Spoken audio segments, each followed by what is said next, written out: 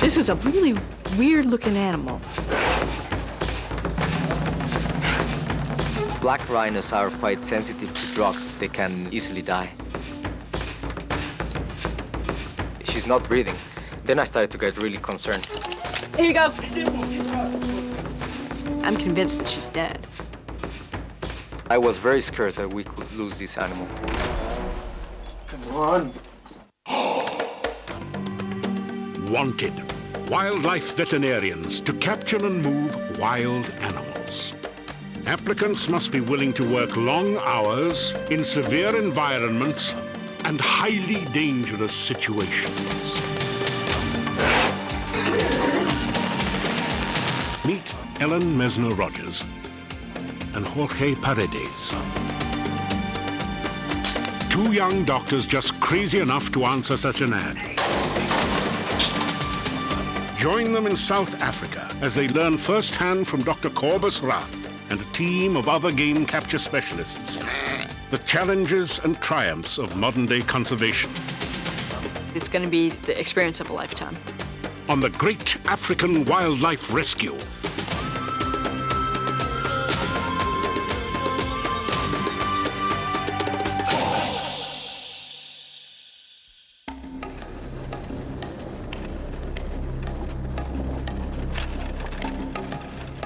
Today, Jorge and Ellen face one of their most important challenges: to aid in the capture of a full-grown black rhinoceros and her calf.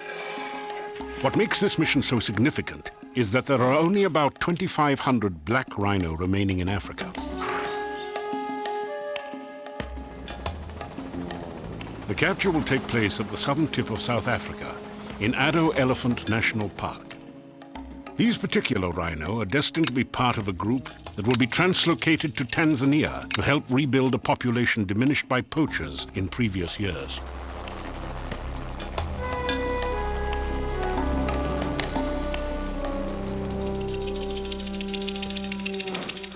For me, rhinos are one of the most exciting species on Earth, and it's one of the things that I love, to be working with an endangered species, and I'm happy that I have the chance to be one of those few people that are going to have that experience. This is a really endangered animal. Each one is so critical to the population, and that definitely puts an added weight of responsibility when you're actually in charge of an animal like this. Wildlife veterinarians Cobus Rath and Pete Morkel will coordinate a crew of up to 20 people for this difficult endeavor. Each person has a specific responsibility.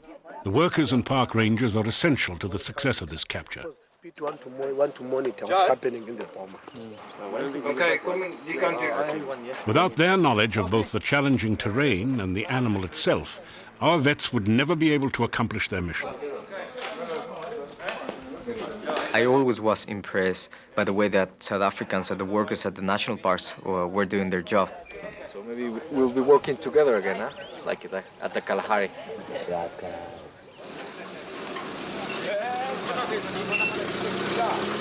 Settles over about 10 seconds. Right. Cobus and Pete will locate and dock the mother and calf from a helicopter. Once the animals have been anesthetized, the ground crew will cut a path through the dense bush to each of the immobilized rhino. You know, the initial idea will be to get to the rhino as quickly as possible. And once the guys are at the rhino, then the guys at the back can cut open the path and get the vehicle into the rhino. So should I take my high heels on? Yeah, I think so, yeah. Don't worry if your makeup smudges, you know. We can fix it later. So. Okay.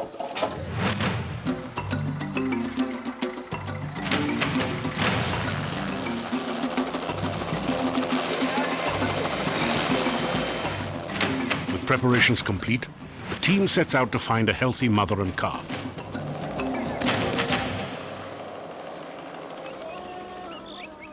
Black rhino are solitary animals, rarely seen in groups of more than 2 or 3. Males can grow up to 3 meters in length and weigh nearly 1,400 kilograms. Their powerful horns are made not of bone but keratin, the same material our hair and nails are made of. Black rhino can be extremely aggressive animals, known to charge almost anything that moves.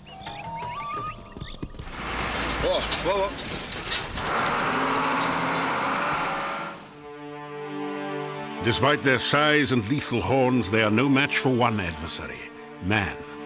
The population has been poached to such a degree that there are so few left in the wild. Each one really has an importance for continuing the species. In 1970, more than 65,000 black rhino roamed Africa. Over the last 30 years, the population has been ruthlessly slaughtered. Today, they survive only in a few protected pockets. While the helicopter tries to locate the rhinos from above, the ground crew keeps pace below.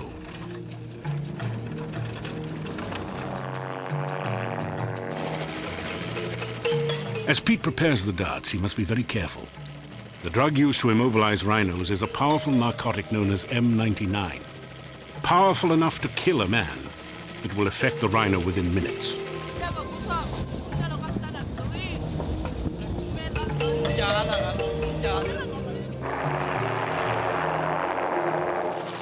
A mother and a baby have been spotted. The helicopter pilot swoops into position to give Pete a clear shot. All precautions are taken to keep mother and baby together. Pete will dart the female first. Only then will the team have safe access to the calf.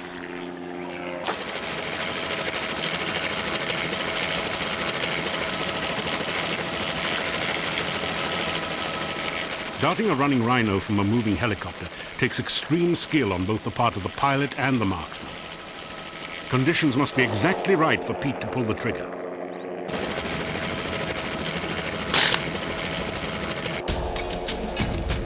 The helicopter hovers above the unconscious rhino and radios the ground crew to move in. The vets from the helicopter call down, and they're probably going to have to split up. So we're going to go with Cobus, with the cow, and Pete Morkel, the other vet, is going to go with the calf.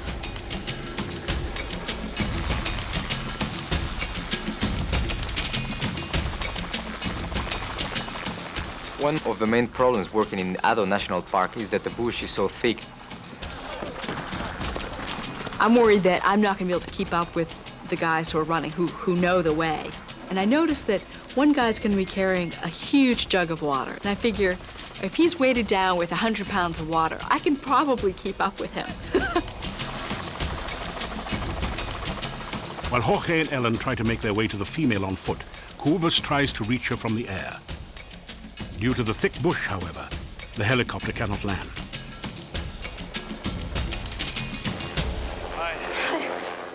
Already, things aren't going the way we want them to go. Cobus had to actually jump.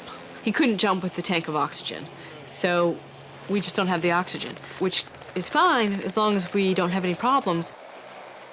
Because rhinos are so sensitive to this drug, the vets use a device called a pulse oximeter to see if the rhino is getting enough oxygen. As we're sitting there and monitoring and concentrating really on this animal, there's complete chaos around us. Using chainsaws and machetes, the ground crew works as quickly as they can to clear a road for the transport truck. Amidst the commotion, the vets work together to care for the rhino. Ellen watches her heart rate while Jorge injects her with antibiotics. In this situation, you have to be very concentrated with what you are doing, but also you have to be aware that nobody's cutting the grass with a machete behind you. You can be ending without a hand or something like that.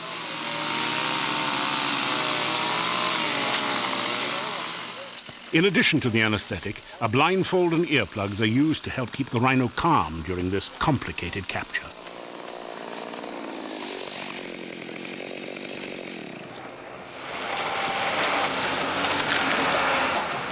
In less than 30 minutes, the ground crew has cut a path from the road large enough for the transport truck to get to the rhino.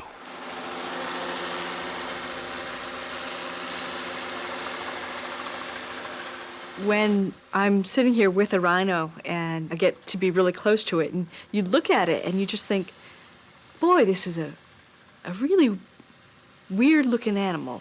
You're amazed that these are modern-day creatures because it really looks like something from the dinosaur era. The crew prepares both the truck and cow for transport. Pete tracks the calf from the helicopter, making sure the baby doesn't stray too far from his mother.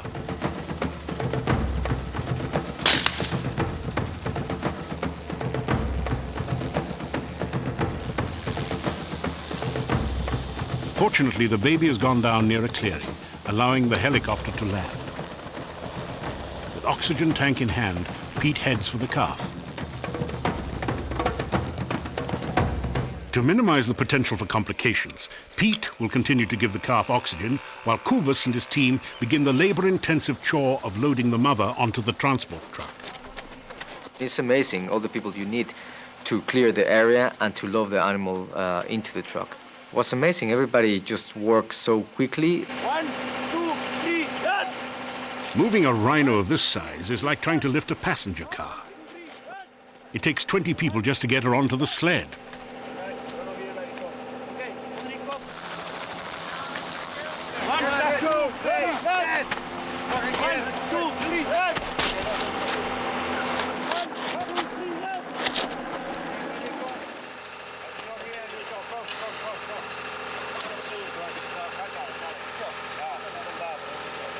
Throughout this entire procedure, Kubus has monitored the rhino's breathing.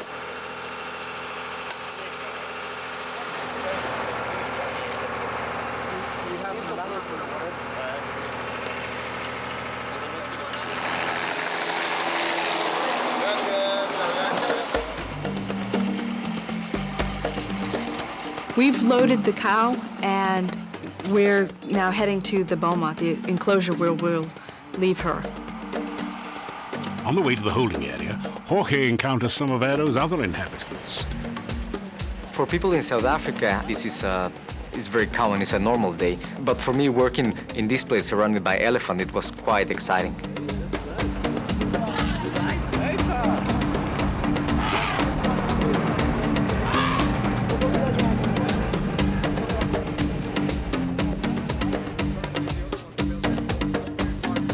There's only one truck to move these animals, so we have to go all the way in, drop this rhino off, and then the truck will go back to where Pete is and pick up the calf that he's working with.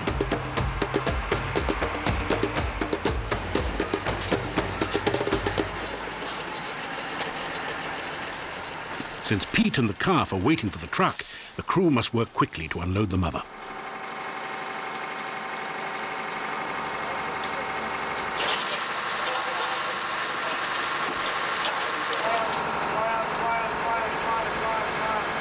In this type of capture, the plan is for the mother to remain asleep until the calf has joined her in the boma. The team then awakens the calf before the mother, using a reversal drug. This way, the baby can protect itself if the mother becomes aggressive. There are a few minutes between when it's reversed and when it's fully awake, where an animal can be kind of groggy, maybe not recognize what's going on, and if the calf is there and not able to defend himself, he could definitely get hurt. The mother is doing fine. Her heart and respiratory rates are stable. The problem is, since there's only one truck, it'll be another 25 minutes until the calf arrives. We have to make a decision at this point. Do we give her more drug to keep her asleep, or do we let her wake up, which is not what we had planned on. As Kubus and his team struggle with this decision, Pete knows he must get the baby to the holding area. Otherwise, the consequences could be serious.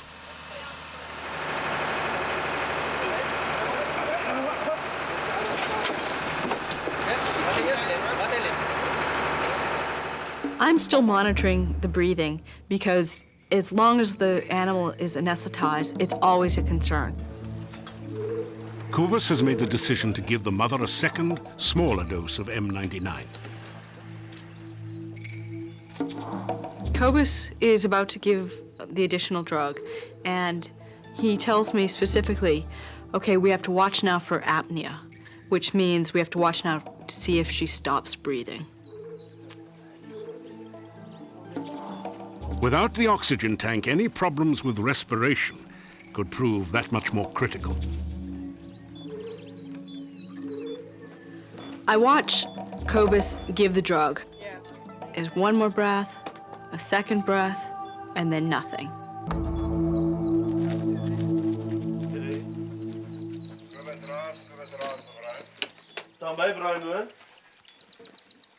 First I thought, well, that's normal. They just put the drug now.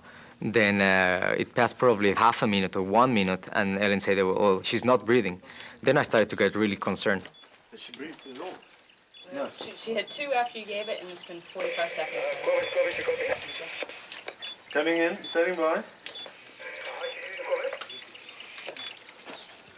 Just hang on a second. This is a situation that can't last very long. Okay, it's been a minute. 4 minutes, and you have brain damage.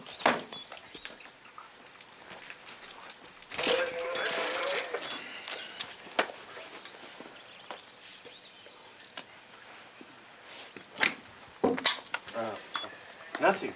Nothing. Get out, get out, get out, get out. You can feel in the air, it was completely quiet. Nobody was talking. Everything was complete silence.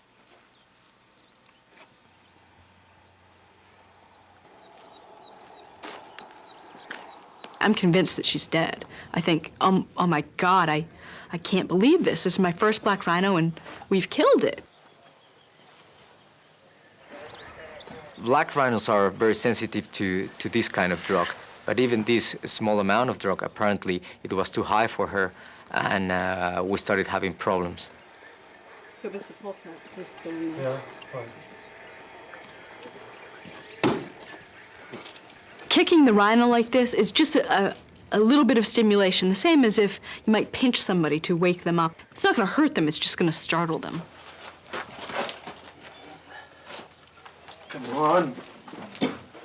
Give me some naltrexone out of my box, please. Here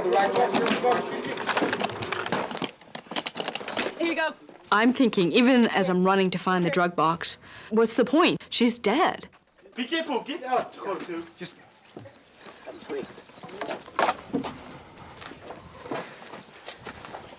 2.5 minutes have passed, and the rhino has not taken another breath. She's been given 2 different drugs to get her breathing again. They have had no effect. In one final attempt to save the mother's life, Cobus has no choice but to give her the full antidote. If this doesn't revive her, nothing will. the next 30 seconds or 40 seconds were dramatic for everybody. I thought, come on, come on, come on, you can do it, you can do it.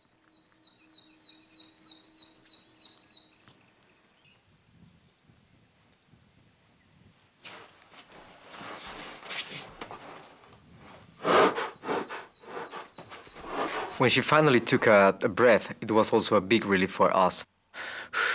I think I breathed as strong as she did. That was close, eh? Yeah. I mean, she just stopped. Half a milligram. Half a milligram. It just shows you how sensitive they are. I mean, She was breathing quite well before, so 8. 1 minute before. yeah, 8. And I mean, 8 when and I 2 breaths? when I injected the dopamine at no effect, then I gave her naloxone, still had no effect, you know. And that's why I decided. I mean, she hasn't breathed at all by then. That was 2.5 minutes, you know. And that's when I decided antidote.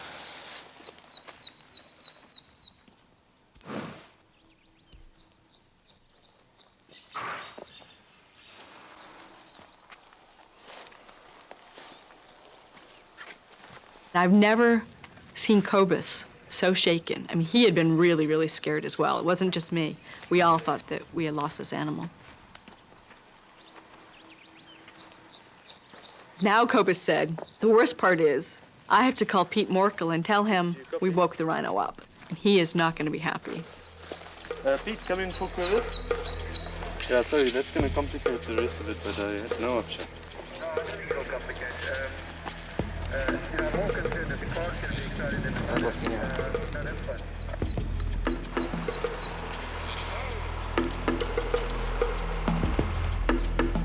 Pete knows that he must come quickly with the calf in order to prevent further anxiety for the mother. If you're the mom and you wake up and your calf is gone, or your calf is still asleep, which means it looks like it's dead, that's really, really hard. The crew wants to unite the two rhinos as soon as possible, but because the mother is already awake, it is too dangerous for the team to enter her boma. Therefore, the baby will be unloaded into another pen right next door. Having had such a close call, we're all really nervous that something else is going to go wrong.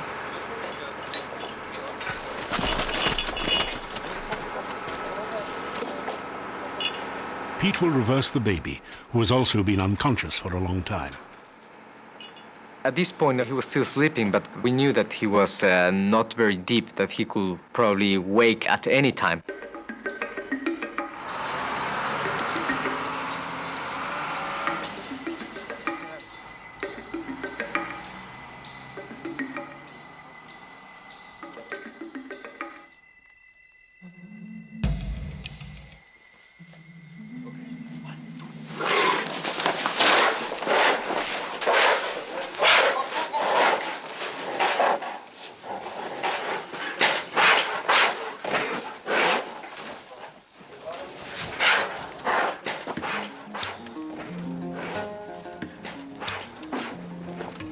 The team will wait until the effect of the drugs is completely worn off before they attempt to reunite the two.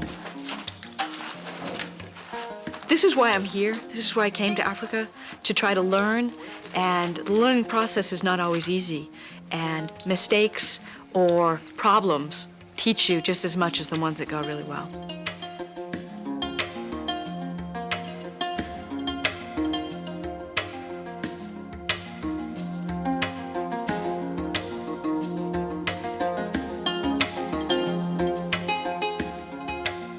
It's difficult to get away of the emotional side of this work. Sometimes you do your best job as a vet. You try to help the animal, and sometimes things doesn't go the way you want it to. It was amazing for me to be near of one of these fantastic animals that is the black rhino.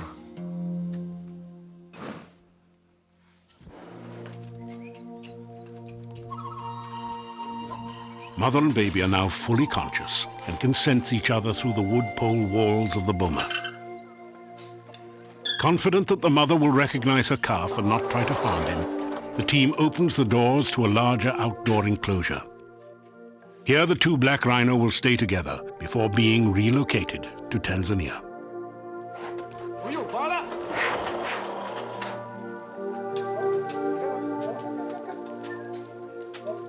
This wasn't just about saving an endangered species. This was about a mother and baby, and they come together as a set. And if we lost that mother, we would have lost that baby as well.